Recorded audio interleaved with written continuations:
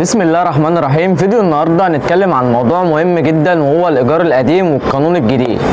الايجار القديم كان بيضمن للمستاجر انه يفضل في البيت سنين طويله بايجار ثابت تقريبا، وده كان حمايه من غلاء الاسعار.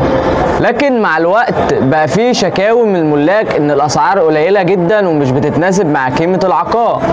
طيب القانون الجديد بقى بيحط قواعد واضحه. طيب تعالوا نشوف من اهم القواعد دي ايه. اول حاجه العقد بقى مدته من 3 سنين ل5 سنين او اكتر.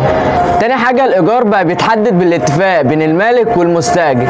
تالت حاجه في اليات لزياده الايجار بشكل تدريجي. رابع حاجة توزيع مسؤوليات الصيانة بقى أوضح.